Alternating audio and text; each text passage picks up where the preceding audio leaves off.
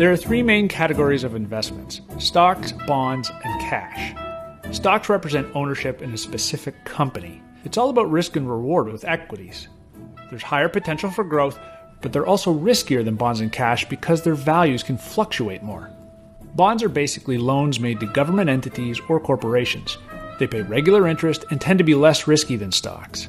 The downside is that there isn't as much potential for growth, so it's a trade-off. Cash, of course, is plain old money, but you know that already. Cash accounts, such as savings and money market accounts, are virtually risk-free, but offer hardly any growth. So why do you even need to invest? Because most financial goals can't be met through savings alone. Saving money is arguably the most important thing you can do to achieve your financial goals. But you can also put that savings to work for you with the right investments and enough time. That's where taking some risk comes into play. Investing gives your money a chance to grow much faster than in a savings account, so you can get more out of life. Of course, your investments may lose value, but historically the math is in your favor. Put simply, the longer you keep your money invested, the more likely it is to grow. The average stock market return is about 10% per year for nearly the last century. If you fear losing your money in the stock market, you're not alone.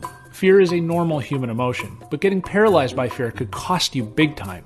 $100 invested in cash at the start of 1928 would have grown to about $2,000 by the end of 2020. The same amount invested in the stock market would have grown to nearly $600,000. In fact, you could be a millionaire by retirement by saving and investing only about $300 a month. Assuming your return averages 8% a year, it'll take you 40 years. If you're fortunate enough to earn 10% annually, it will take you 35 years.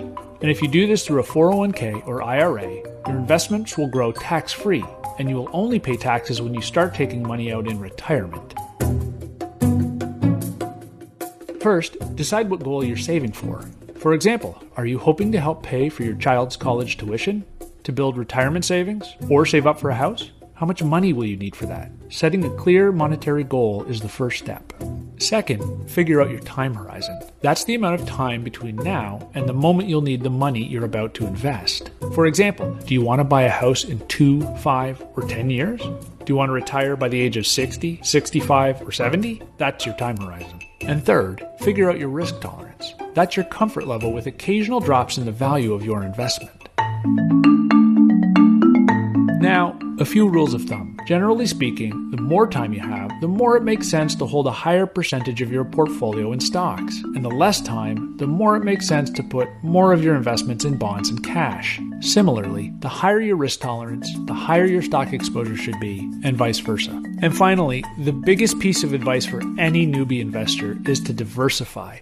That means to help reduce risk, it's best to hold a wide variety of stocks and bonds. Exchange-traded funds, or ETFs, hold many individual investments, making it easy to build a diversified portfolio.